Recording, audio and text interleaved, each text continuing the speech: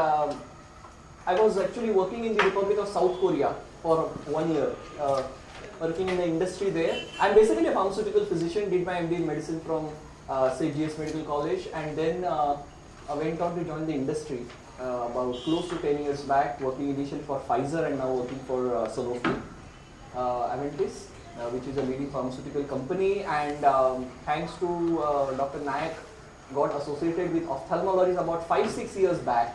When we started working on studies, one of the first studies on VEGF inhibitors with Sir also, one of the global trials that we did. But let me share with you a very interesting story in South Korea. I was invited to speak at a very big cardiac center there at 7 o'clock in the morning, and I was quite surprised when the timing was 7 o'clock. And they said, no, it is 7 o'clock because we start angioplasties exactly at 8:30. So the session is 7 to 8, 8 to 8:15 question and answer, and 8:15 we will leave. It was snowing that day in South Korea in December, and somehow we reached the venue at about 10 minutes to 7. When we reached that seminar room, two of us, the whole seminar room was full. And all the cardiologists, everybody, they were all sitting in the gowns, waiting to listen to the session, which was to start at 7. But thanks to the snow, that was my happiest day in Korea, that there was one seat empty. I was very happy that at least because of the snow, South Koreans are late, otherwise they are very punctual about time. At 7:10 or 7:15, my elation turned into despair when I realized that one person walked into the room and that he was an Indian who was doing his fellowship in South Korea. And at 8 o'clock after the session was over, 8:15, he said, उन्होंने बुलाया और आप time पे आ गए. The question is not of the time, the thing is the cultural shift. 5 days back, the Prime Minister spoke at the Indian Institute of Science saying that India is way behind China. Why has the Prime Minister to say that? He himself and all of us together are responsible for it because of the mindset. Today, countries like South Korea and China, with their difficulty in English, publish more literature than all of us put together. Are we saying that we are not as intelligent as them? Probably more intelligent than them on paper and also in practice. But when it comes to converting that entire thing into publication, somewhere we shine out. And the speaker in the morning made a very nice remark that what happens when a medical student goes through college, because till class 10th, we are writing very good essays, very good compositions. We are also speaking in elocutions. The moment we go in a medical college at the end of 5.5 years, we are exhausted. We are unable to write, and I think we must write. And it is not a randomized controlled clinical trial. It's your own experience translated into publication which actually matters. So what I'm going to talk is on ethics in clinical research.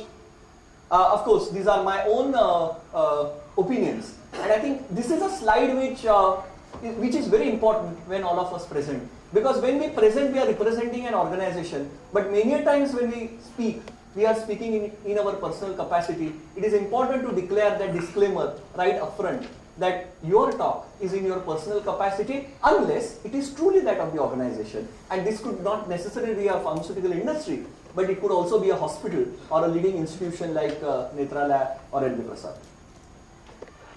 When do you embark on research? And sir has rightly pointed out in the morning. But 4 important questions that you must answer yourself before you embark on any level of research. Is it an unmet medical need? Is there a question which you have not answered? And the commonest argument here in India is it has not been done in Indian patients, and that is why we are doing it. You can repeat it in Indian patients only in 2 circumstances. If the disease is believed to be different in Indian population, and there is some level of evidence somewhere, because obviously even when the studies are done, in Western populations, there is a significant amount of native Indian population. And is there a reason for us to believe that the disease is different? And when you are doing drug trials, pharmacokinetically is the drug going to behave differently in Indian population? If you have an answer to that, or if there is a reasonable belief, please repeat it in Indian population. But just because it has not been studied, we should not be repeating it in Indian population, because what you are doing is, you are ensuring that 50% of patients in India are going to get a potentially inferior therapy when already you have proven the superiority of one therapy over the other. And that treatment could be a surgical procedure, it could be a drug, it could be anything else. So if you can convince yourself that yes, it is required, it is not answered, please go ahead. Has it been researched earlier? Again, Very good point. One center has already done it. If it is a very well documented research, why do you want to do that research? You inculcate it into clinical practice and start changing your practice. Because why is research done? When we all do research, research should change practice. Research should change the way we treat our patients yesterday. And if you are unable to do that, then I don't think research has any value. Is it scientifically valid? And most importantly, is it ethically justified? The example of zero gravity was classic. Is it ethically justified? I was going through the slides, and I'm sure Dr. Nayak has given the example of a parachute yesterday. Excellent, very, very clinically relevant question. No one has even checked that hypothesis. But we all use. When we have to jump out of a plane, we need a parachute. And who has proven that the parachute works? Because there is no randomized control clinical trial. But can you do it? The answer is no. So all these 4 questions have to be very clearly answered when we embark on research. What are the main challenges for stakeholders? And what I'm writing is a lot of ethical challenges also. Let me talk about investigators and sites first, because all of us belong to investigators. Limited skills competency in main centers on conduct of clinical trials. Outside the main centers, there is very limited skills and competency which is there. And I'm sure that such workshops should be conducted wherein we encourage research in private practice. And not only in the big centers who already have the infrastructure to do that, but illiteracy. One is documented illiteracy. And documented illiteracy is cannot read and write. Government figures are very low. Government figures are somewhere to 20-25%. Just because the definition of literacy is whether you can sign. But what about all of us who are functionally illiterates? And most of our patients. The common thing a patient would do is you go to him, you ask him a question. There are 2 things. Either we don't encourage questions, or the patient says, whatever you do, I will do it. These are functional illiterates. And we have to ensure whether they understand what research is. Validity of pre-informed consent. Is informed consent truly free? Most decisions in India are taken by family. Women are most vulnerable population. Decisions for a woman is taken by her father, her brother, her husband, her son in her entire life. Whether she is educated or uneducated or whatever the case may be. Many a times for senior citizens, decisions are taken by their children.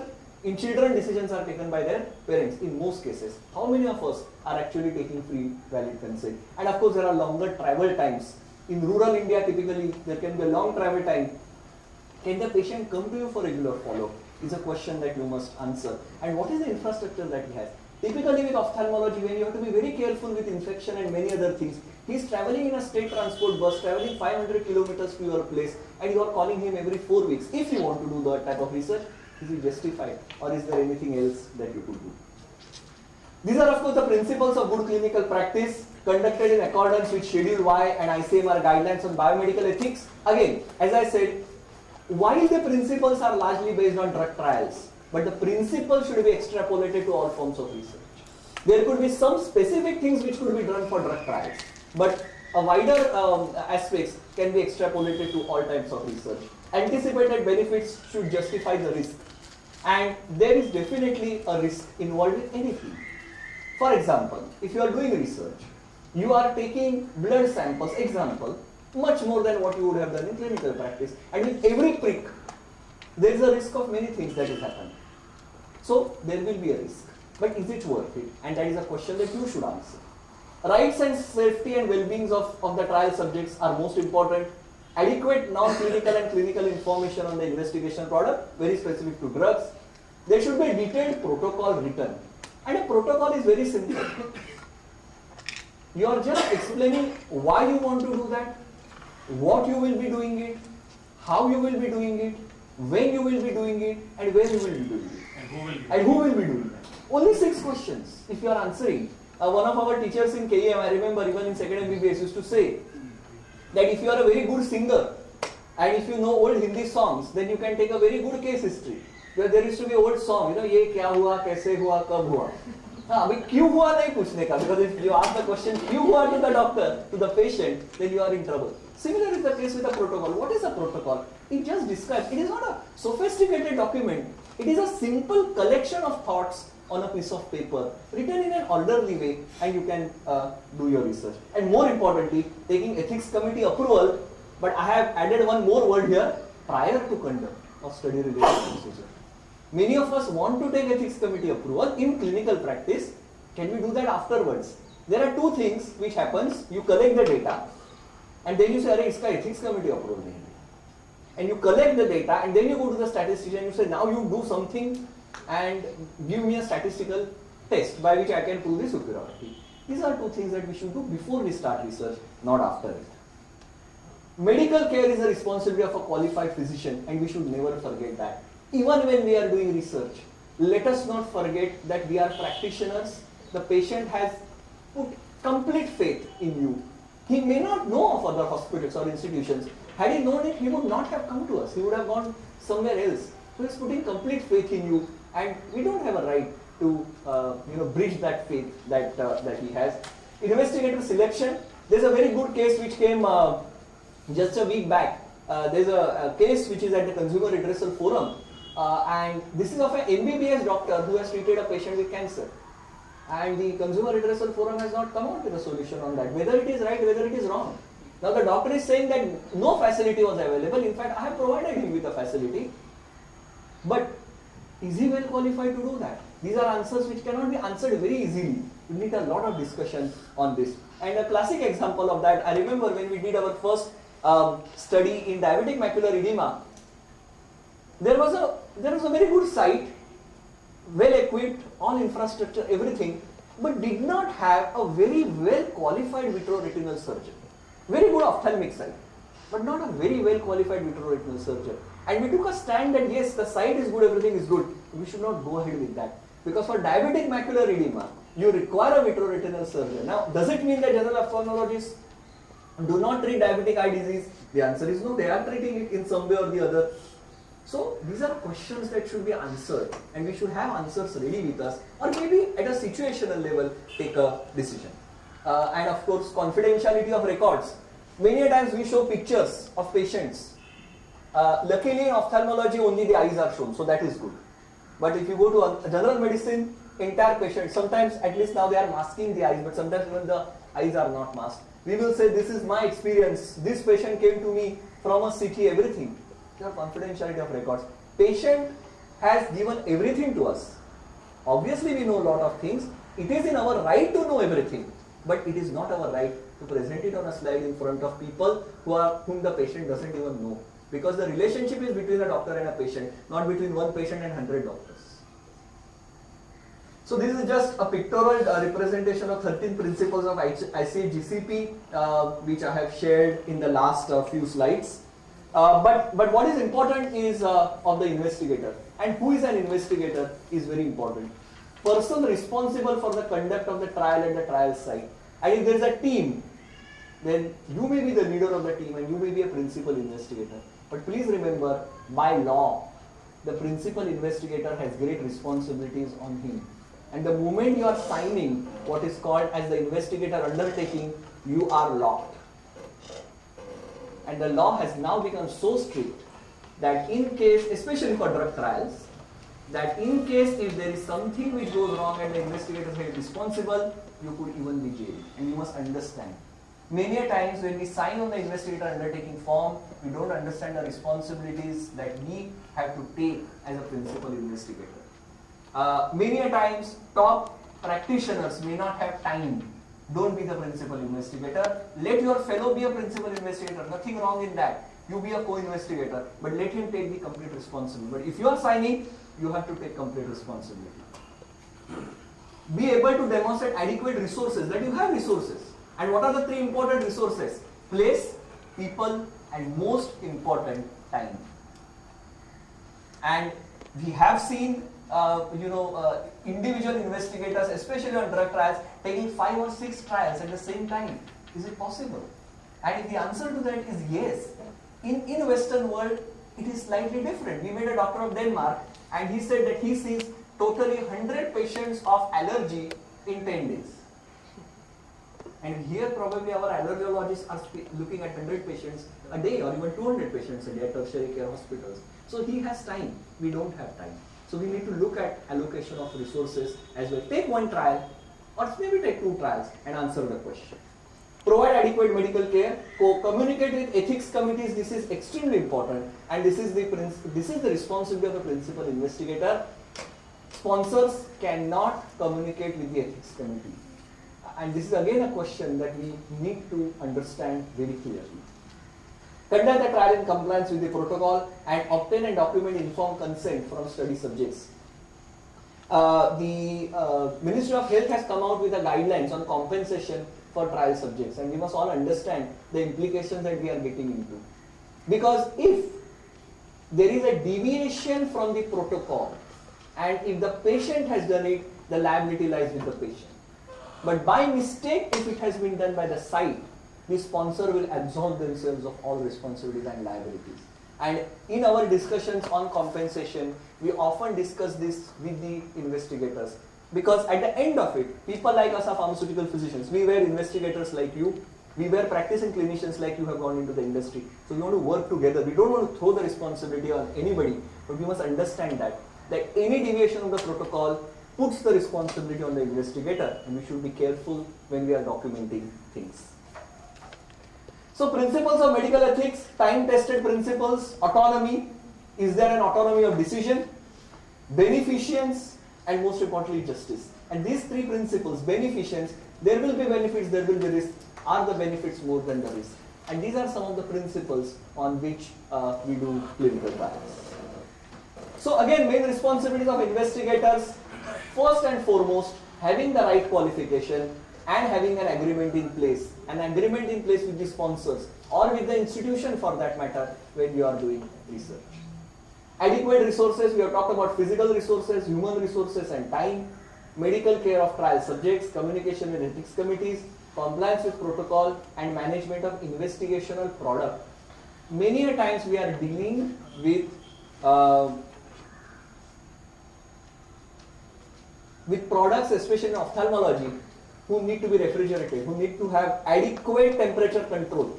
And are we doing that? And if we don't do that, there will be quality issues which will come up with those products.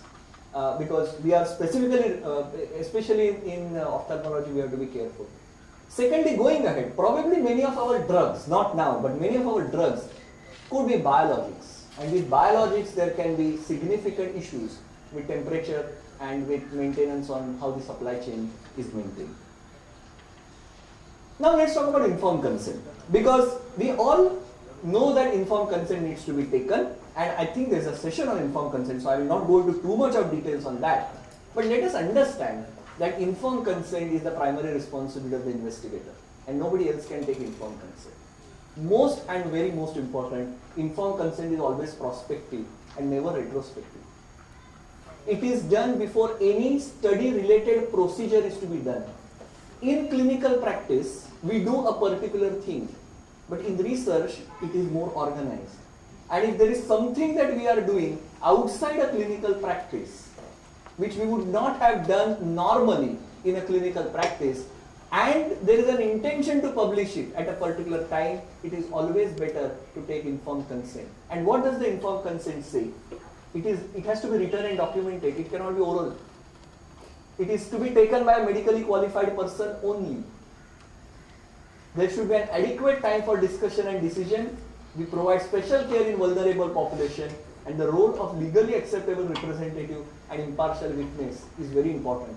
And I am sure that all of you will do drug trials one day or the other. If you are not doing it now, we must understand the difference between legally acceptable representative and impartial witness, because we use both the terminologies interchangeably. They are entirely different. A legally acceptable representative comes into a picture when the person is incompetent of giving consent.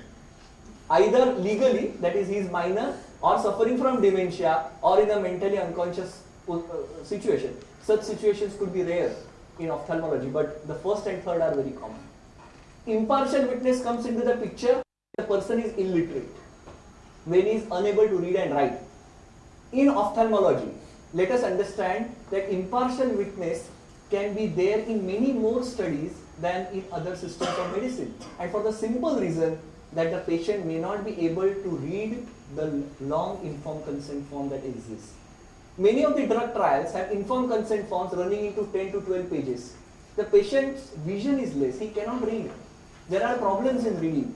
Is he in a position to read and write, or can someone read it out to him and the impartial witness then signs? So these are issues which are very important. A few years ago when we did studies in ophthalmology, we had taken a stand in India that for every study in ophthalmology, we will take an impartial witness who could be a relative of the patient. But he signs there as an impartial witness and not as a legally acceptable representative. So you cannot have a blanket rule for anything, but you need to look at it on a case-to-case basis. When we select our patients, and this could be across studies that we do, answers, is this patient right for the study? Is the patient going to answer my research question? Or are there some things in the patient which may make him unfit for the study going on? Do alternatives exist for treatment? And if the alternatives exist, give him the alternative. Because he is coming to you as a patient and not as a research trial participant. So we must understand that very clearly and then give him that alternative treatment if you feel that the treatment is very good. If you truly do not know whether treatment A is better than treatment B, involve him in research. But if you know that treatment A is better than treatment B, it is unethical for you to recruit him in a trial because there is a 50% possibility that he will be on trial on arm B and not on arm A. So understand that very clearly. Is there a conflict of interest? Conflict of interest from your end, conflict of interest from his end. Conflict, for example, is the patient uninsured? Are you going to do something free of cost for him so that his relatives can coerce him to enter a trial, which in normal situations they would not have because they know that the treatment is going to be free? Do we need to be cautious while treating the patient? Is the patient suffering from some other illness? And do we need to be careful when we are dealing with him in normal clinical practice? I will just probably just touch upon the safety reporting responsibilities of investigators, and this could be also extrapolated to clinical practice in a big way. But exploring if there is a hidden adverse event, are we missing out an event? Nobody comes and says that I had vomiting 10 days back, especially if he was on a long-term trial. But what would happen is he will give a record that I took Domstal or I took something like that, and you need to question yourself, why did he take Domstal? People don't take Domstal just for the sake of it. They take it because there must be something else which is happening, and that vomiting becomes an adverse event, which is a hidden adverse event. Classifying whether it is serious or not, these are regulatory definitions, but if you are doing a drug trial, you have to be very careful whether it's a serious adverse event or not. Because if it is a serious adverse event, your responsibilities are different. You go in for expedited reporting to the sponsor within 24 hours and to the ethics committee within 7 days. And the sponsor then has responsibilities to go ahead with others. If there is a non-serious adverse event, you just document it on a case report form. But you keep that ready because when you write your final paper, you are going to talk on non-serious adverse events very clearly. We have to communicate on serious unexpected adverse drug reactions to existing patients. How many of us do that? Because their decisions might change based on the availability of this safety information. But most important, which may not be written in the regulations, is as practitioners, as doctors, we need to analyze if there is a trend and take a decision. 3 or 4 years ago, we were planning to do a study in breast cancer. And one of the leading hospitals in the city of Mumbai told us that we do not want to participate in this study. And I was quite surprised because it was a major biologic. It is a big blockbuster today. So everyone wanted to be on that bandwagon, and the big centers said that no, I don't want to be. So we approached them and asked them what is the reason. And they said that one of the dosage of the drugs which was given as background chemotherapy was significantly higher in Indian population, and Indian patients will not tolerate it. And we took a stand at that time, much against some of our own people in the organization who are generally non-medical and who have no understanding of patients. And unfortunately, in the industry, there are many such people. That we will not do this study in India. We did not go ahead. We did not do this study. Other countries started doing that study. Within 6 months, the study was stopped. Because all over the world they found that not that drug, but the background chemotherapy which was given, the dose which was given was intolerable in a large section of population. And our global team came back to us and said that, thank you, I think we should have listened to you much before. They of course modified the study design and they did it in a different way. So this is very important for us to analyze and then take a decision whether we want to do that study or not. So ethical responsibility, just in a snapshot, before the study, investigator undertaking, we have to sign registration of the study on ctri.in. How many of us do that? We all must understand that we will not be able to publish in peer-reviewed journals now if we are not signing on these sites on clinicaltrials.gov and ctri.in. And we have to ensure that these studies are written there, and later on, if you are registering here, then you need to publish it online on clinicalstudyresults.org, and obviously follow it with the publication. So openness of data publication is becoming extremely crucial, and of course EC approval. And during the study, take informed consent, medical care of people, safety reporting, and entire quality management. And after the study, we must answer specific questions. And the questions can be, what about post-trial access? May not be a very, very relevant question, but it could be. For example, if you are doing a diabetic macular edema study of 1 year duration, and anti-VEGF is provided to the patients for 1 year, what after 1 year? If the patient responds, these are therapies which can be given for lifelong if required, because as of now we really don't know how long they should be given. Would you be providing it, or would you say at the end of 1 year that no, you've responded extremely well and now you buy this drug from the market? These are ethical issues which you should answer, and the ICMR guidelines are very clear on that we must have a system in place to provide post-trial access. What about the other arm? The other arm, which is on a comparator arm, let's say in this study, if it does not fare well, at the end of the trial, what are you going to do? Are you going to say that this treatment exists and would you like to participate in that? Is there something which you can provide? Is there an access program that you have? These are questions that we must all answer. Compensation, I think we've talked about compensation. Storage of documents, unfortunately in India, we do not like storing of documents. On one hand, the government stores everything when you go into their big hospitals, but in a private clinic we don't have. One clinician from the city of Mumbai, chest physician, we were doing a study, he said, listen Viraj, everything is fine, I will not store my documents because 1 square feet of my place cost me 10,000 rupees. Do you know the rate in Bandra West? And I said, sir, I know it, but as an investigator you have to take that responsibility. Well, I cannot store it at my place. Because if I store it at my place, I have got access to entire patients. So these are things that we must remember. And finally, publication and making the data public. We are very good in doing trials. What about publishing and what about writing? So these are some of the common inspection findings. I'm just towards the end of my presentation. Inadequate reconsent. Everybody takes consent on the first time. But when new information comes, we hesitate to take reconsent, which can become a major inspection issue. And we must understand that reconsent has to be taken typically for drug trials. Incomplete documentation of delegation. We all would like to delegate. Are we documenting that delegation has occurred? Inappropriate safety reporting, ethics committee, and finally investigator product storage. So and always remember, these are largely in terms of sponsored studies. But when you are doing your own study, which is an investigator initiated research, then investigator has to attain responsibilities of sponsor as well. You are your own sponsor and your own investigator, unless there is some other sponsor at work. And in your own clinical practice, you will be a sponsor and an investigator. You have to attain the responsibilities of both and ensure that those things are in place. So there could be many questions in mind, and in these last 2 slides, I myself had some questions when I was making this presentation. I thought that maybe we should have clarity on this, because there are many guidelines and many regulations that we need to follow. So on one hand, there is an ICGCP regulation, there is an Indian GCP which has been formed, and then there is a Schedule Y which is also there, largely for drug trials, but principles remain the same. What you should follow? The answer is very clear. Schedule Y is a law. It has come from the Gazette notification. You have to follow that 100%. Schedule Y makes a reference to Indian GCP. So Indian GCP then becomes quasi-judicial.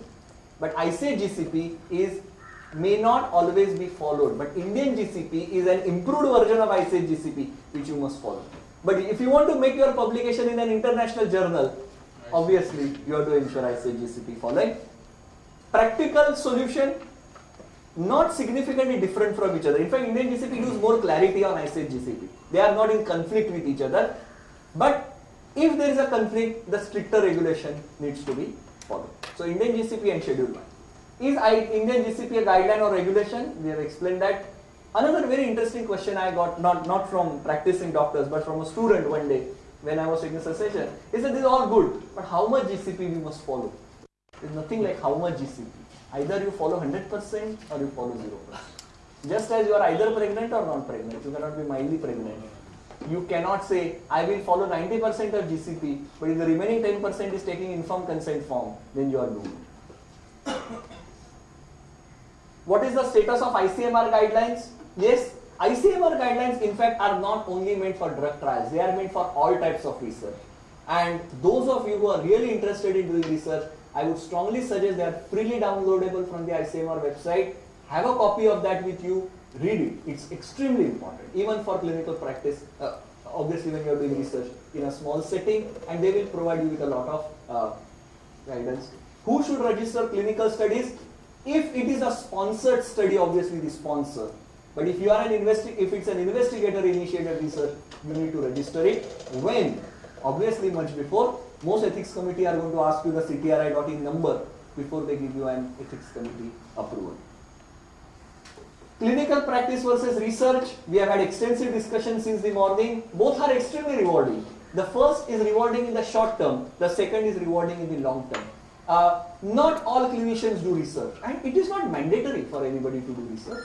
There are great clinicians. If I have an ailment, I will go to the best practitioner in town. I may not go to the best researcher in town. And there could be few who are both, and there could be many who are neither of them. So we have to understand that clinical practice and research are different things. Possibly there are some there is maybe one lobe of the brain is dominant in some and the other. There could be a free overlap of both, and you need to decide which road you want to take. Can I publish my own patient's data as is? I have my own patients, I can do whatever I want to. The moment it becomes organized, you have to be careful. Obviously, you have data with you. Are you collecting it in an organized way? There are answers to that. It is always advisable to go to the ethics committee, get an approval, not for a case report obviously, because most of that would happen retrospectively. But otherwise, if you are doing some level of organized work, please go to ethics committees and check with them. When do we require ethics committee clearance? I think for nearly for everybody, for everything that you do.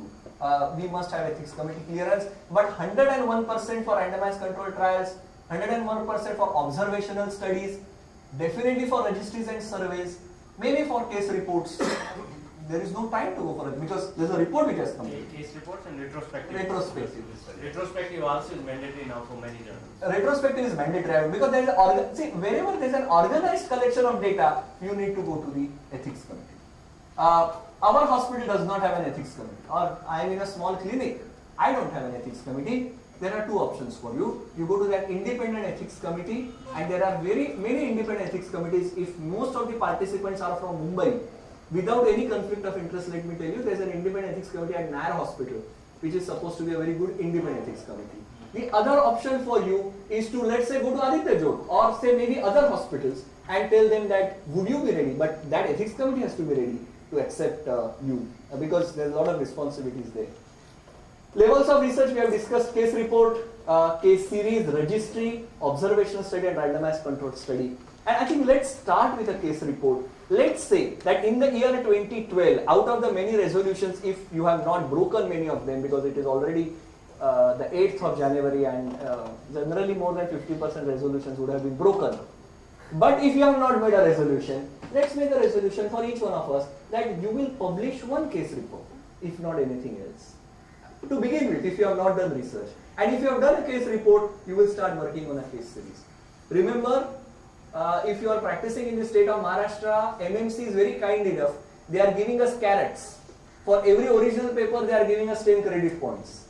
For every letter or every case report, they are giving us lesser number of credit points. I don't think anybody would give us carrots like that, and we should take it. This will be applicable obviously to other states.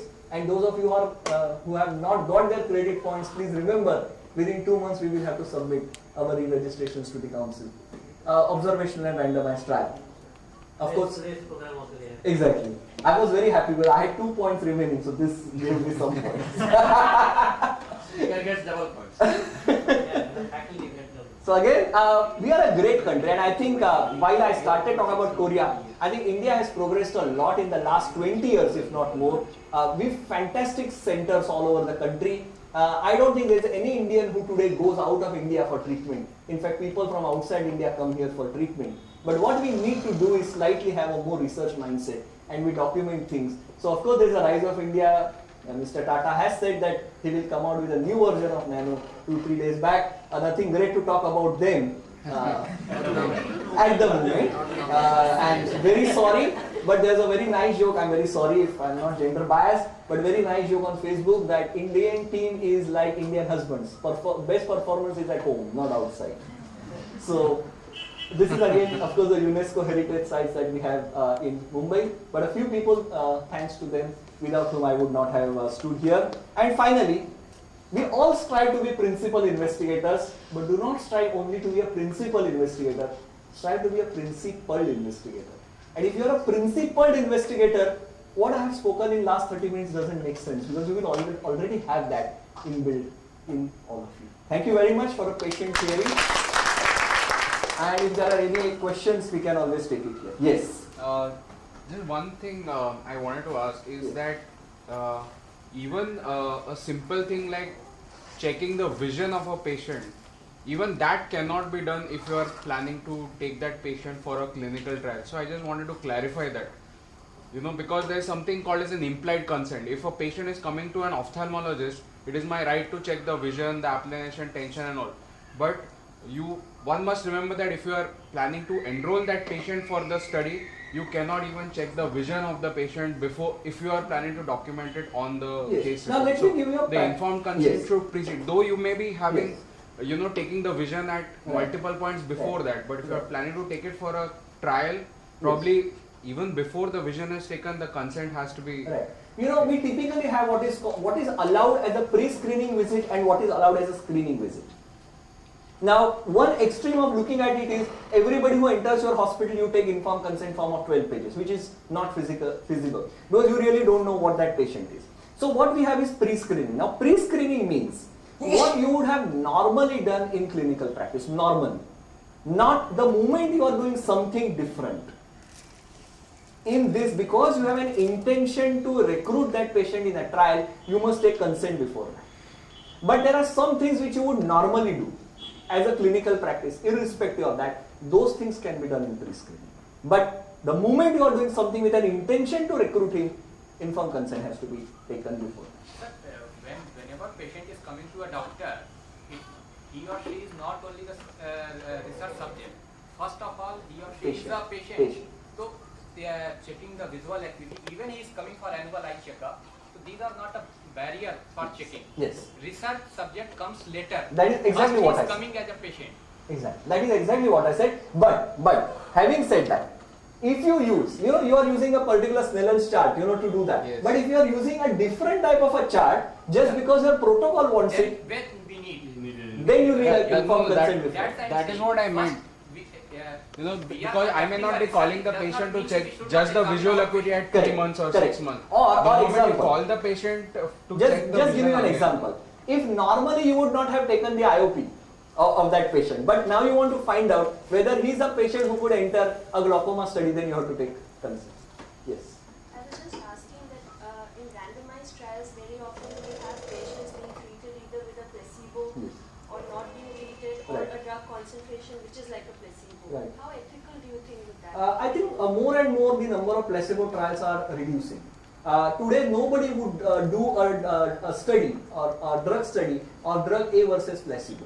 What you would be doing is a background therapy plus drug A versus a background therapy versus drug B. What modification is that rather than using a placebo term, they come out with a drug concentration which is acting like a placebo, But so low. ethics committee should never approve such studies. No, but see if you don't have a drug and treatment for a particular disease, Then that is it. then it's perfectly ethical to have, say, I'm using, because I'm the standard of care now versus the active, or Yes. you have a placebo arm. So there's nothing wrong But with so that. you're withholding the gold No, standard. but there is no gold standard. There is There's no gold standard standard. for there, no? The moment there is a gold standard, that should be your Where I comparator. was coming from is that supposedly for a particular disease, channel Yes. for which you've been treating with some systemic drug, Right. and the patients have been responding. Right. Now they're coming up with an intravitreal. Right. And you're withholding the oral No, medication. your design should be, if your oral therapy or whatever systemic therapy is your standard of treatment, that should be one arm, and your second arm should be your intravitreal treatment, and it can be an open label study. That is not a problem. That's what's not happening. No, but then that is a significant ethical issue. In that case, it is your call to participate Or not participate. Absolutely. Okay. And the There other. is a way to go about it. If you are going to present your data to the, first of all, before you do the research, present the data to the ethical committee.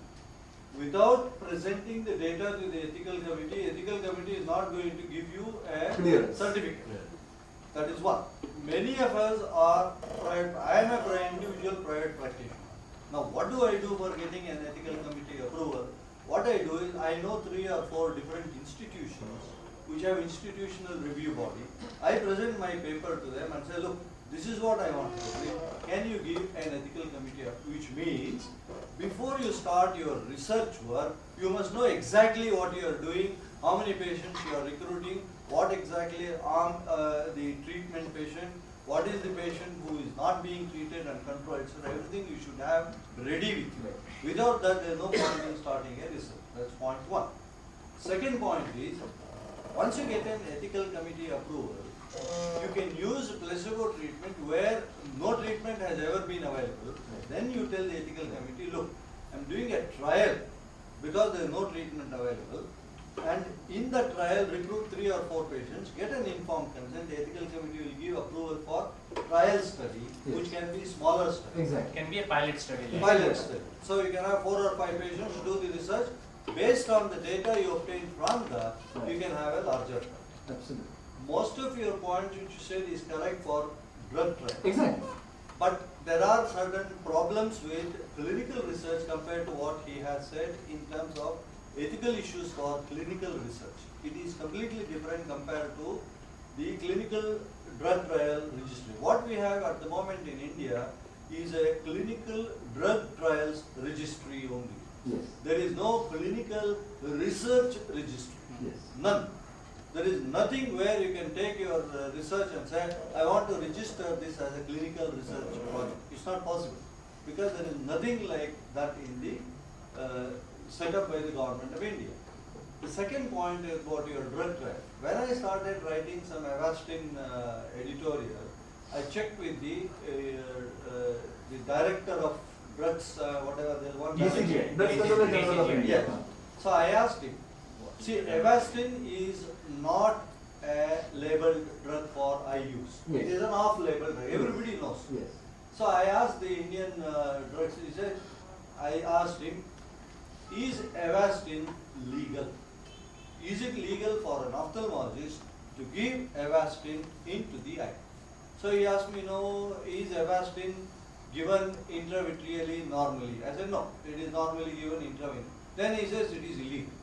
That means he has no concept of what he is No, talking let me clarify that very clearly. There are 2 things. The moment you say you have Avastin, we know the approved indications of Yes. Avastin. Avastin is given IV Correct. regularly. We want to give it intravitreally. We all know the advantages of Avastin, and we also know that Lucentis is nothing else but a smaller version of Avastin. In clinical practice, now I am talking about practice. It is entirely in Yes, your yes. control and responsibility Correct. to do, because you are taking the responsibility. Correct. Tomorrow if the patient goes to the court of law, then it is between you and the patient to prove whose negligence or whatever it is.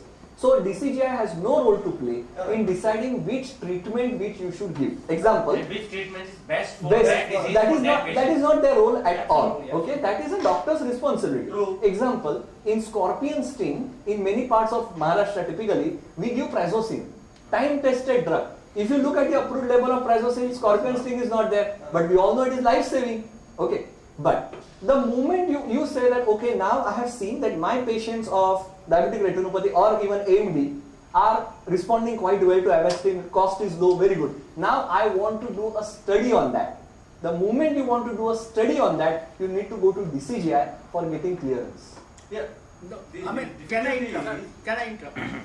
DCGI comes in picture only when somebody is interested in having a new claim approved by DCGI. Yes, yes. As an investigator, I am not interested in DCGI because it's not my product. Yes. Correct. I am not interested in getting a new claim approved by DCGI because that's not where I get money from. No, it says clearly it is illegal. No, No, no, no, see, he can say anything. Problem. He can say illegal. What is it? No, See, no, but he is not the person who can say whether it is legal or He's not the illegal. person who should I go for it. Government has not given him that authority. Yes. Government has not given him that It's not authority. his prerogative. Government has given him an authority to approve drugs for a particular marketing claim in India. That is Right. his But legal You right. take one extension beyond. I'll give you an example in a different way. I mean, since we are too much bothered about Avastin, let me ask a different way. How many people use Xylocaine as a topical anesthetic? All of us use. Is it approved for that Don't indication use as a it. drug? There is no research on Absolutely. that. How many people give intravitreal antibiotic and steroid? Is it approved? No, no. See, for that matter, all systemic immunosuppressive, there is no Absolutely. treatment, there is no approval for eye disease. So when I use an approved drug for a different indication, it is called off-label, and off-label drug usage is a prerogative of a doctor. Doctor, Yeah. exactly, exactly. You take the responsibility. Yes. No. So When you the can't go- off-label drug is used in research, there is a problem. No. You don't need to go to That's See, okay. and classic example, Avastin is a classic example. I said 95 publications worldwide, first 95 publications was without approval of any regulatory agencies in the world. When NIH went into it, wanted to do a trial, Avastin versus Lucentis, Genentech said very clearly, it is in the public domain, that we are not going to support this trial because it is off-label use, and as an ethical company, we don't support off-label use. NEI had to take their own consent, had to do their own things before they started a trial, and that trial is now completed, results are out, and everybody is using Avastin in US. It is even published in Even Published Yeah. also it is. No, but before publication also people were using after Yes, publication yes. also. So, but Genentech as a company has clearly said that we are not with this trial. Yes.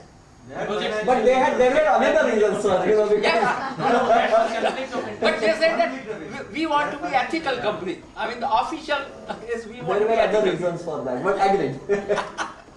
Sir, let me say how US FDA define off-label. Once any drug is approved by FDA for use on human body, it is stated it can be used in any part of the body, human body, given treating physician or surgeon strongly believe this drug is going to benefit the patient, and second, if it is a new drug, the informed consent must be there. Informed consent means it is off-label. Patient to be informed. Only two prerequisites are there to use as a off-label, and we, Correct. both But you are know, not, when you look at the Indian law, the definition of new drug is very no. Actually, here whatever US FDA approved, we blindly follow. No, I don't You accept that. can't follow. No, You can't not follow. at all. It The schedule, why? No, you must read the schedule. It is not to, it is not to say that we blindly follow the FDA. The definition of new No, drug. the is- clinicians follow this. That is different. The clinicians follow it. And lab records But that is are also wrong, sir. stature of US FDA is so high, nobody question all over the world. Nobody will agree to that, but let's not discuss that. Right. That is a different issue. Yeah. About the storage of the research material like ICF, CRs Yes, and other things. Now, what we have done in LVP is that because it is a long-term commitment, Yes. it consumes resources, Yes. we ask the sponsor to pay for it. Then- And now there are third-party Third-party, storage yes, which you can do, yes. services Right. which provide, and we say, okay, you get a grant, we'll store there. Everybody is happy with We it. want advice on the Mumbai third parties. There are third party services in there is I can share the name also. Yeah. Called Crown Services. It is in Navi Mumbai, and they have a third party arrangement with many. See, we also have to store. As sponsors, Yeah. there are sponsor documents that also we store with. No, but see the So you take the problem of contact. this space you won't realize when you start the trial. Yes. Because when only they say, no, now you have to keep for 7 years. No, you have to keep 10 15 years. years. No, 15 years. Then 15 you years. say, pull your hairs. Yes. That's So- where I'm going to store it, how I'm going to store it. It And becomes the- a major problem. And the case report form is this big for Yes, one yes, they page. are all big.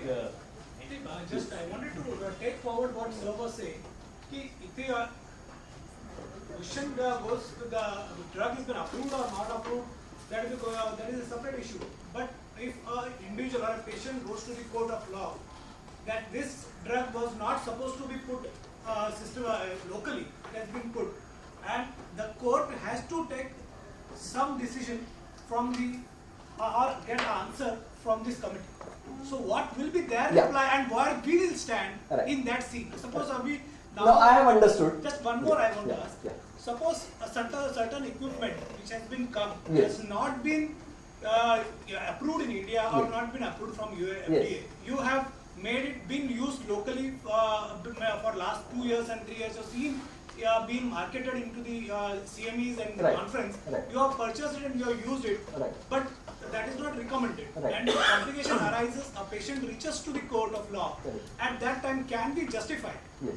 Is there what Yes. will be the answer? Yes. So of course, the court will frame their decisions on the following aspects, and the court may move in any way. But I think very important would be what is the level of evidence. It may not be an approved indication in either case, but is there evidence that that particular procedure provides response or there is a good response, and what made you take that decision?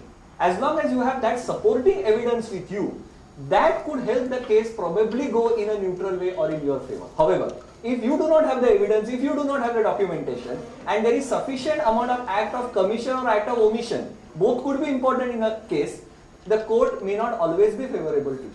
No, but Secondly, even if it is an approved indication or approved procedure, if there is an act of negligence, it can always go against you.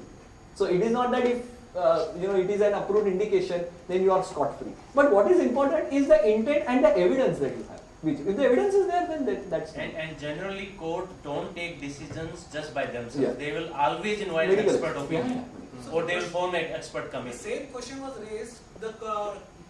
Here that drug committee says that we don't accept because it is we have registered only for IV. Locally you are using, you have to take a responsibility. No, but the drug council does not have anything to do Yeah, with the he's court not a medical decision. expert. The suggestion will be asked from them. No. It will be asked from ophthalmologist. If it is Absolutely not. if it is an ophthalmologist, He's a they would pharmacist. invite another DCGI ophthalmologist. has no pharmacist. role for this. No, he's a pharmacist and IS officer. He has no role to play.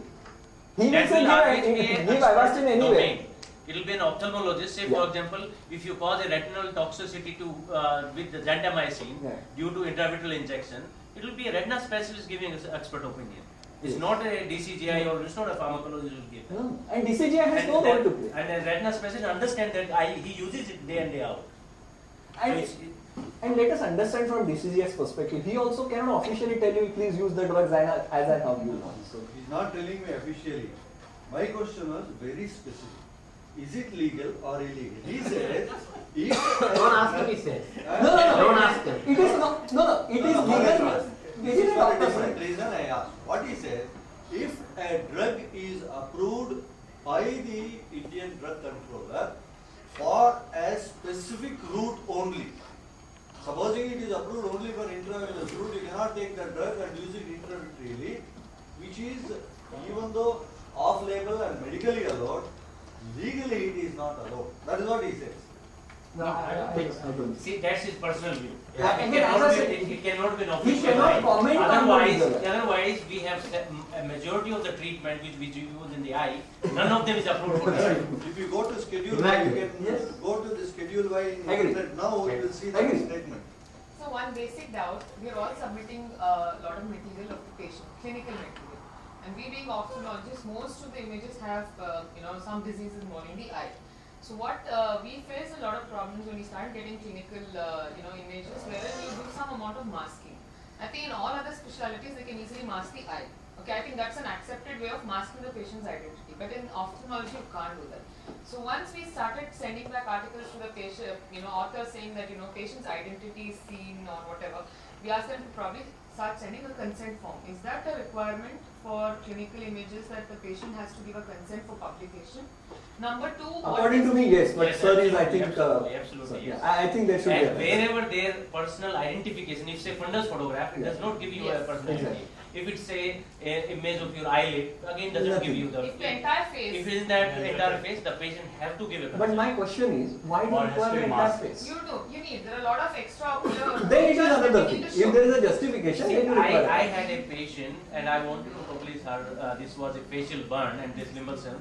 That lady clearly told me, Yeah. doctor, I don't want my photograph in Yes. any way in the pulpit. That's it. I said, I respect your Okay. decision. I won't publish, I won't release that. You anywhere. cannot. So this is something that's That very is, see, important. that patient is educated, she may actually read it somewhere, see a picture somewhere, but most of the patients who walk into the setup are illiterate people from the rural setup. No, but we that still is then onus on us. Yes, Onus is exactly. on us that that person has given you the trust and you don't want to break that trust. It is the basic tenets of informed consent. Is exactly. If patient Not is- necessarily even patient is images. not knowing, it's It's only our for responsibility treatment. to educate or to make aware. No, but informed consent has that every information that you are providing about the patient. That information could include images in case of ophthalmology. Images, It even could like be lab histopathology reports. material. Yeah, exactly. What you take in biopsy in histopathology lab, The you are funny storing. thing that started happening when we sent back is people started sending back images with the mouth covered. I don't know. Or what they started doing, they started coming But you down know, right. the image should only be that which is relevant to Correct. the publication. So if you say that there are extraocular manifestations which you want to show, then the face. But if that doesn't make a difference, then only the Yeah, eyes. just the So eye. that is not a problem. That's what they did. Either they cut it off. See, I think the relationship that you have with our patients is so strong that there could be some patients who would Absolutely, refuse, it's nothing but most about of them breaking will your say trust. yes. Yeah. There is nothing the publication or anything will give you if you break the trust. Yeah. I think for a clinician that's the most Yeah. important thing. So most of our patients will say yes to that because that's a Yeah. trust that they have with doctors. And that does not have anything to do with the informed consent also. I think that's a doctor-patient relationship which comes in the Hippocratic Oath, it's not even in the But we are informed asking consent. them to email now consents Right. because they may not have taken. Right. Yeah, you even- don't want to get in trouble later because they'll write to the Yes. editor then. Yes. I have not given consent. How have you published my picture? Editor goes to court only. Yeah, then editor will get in trouble. So that's why we're keeping a document of all the consents. So in future, if there's any problem. Right. So if there are no more questions, then Thank you. thanks a lot, sir. Thank you. Thank you for being here. Thank you very much. Thanks. Thank you.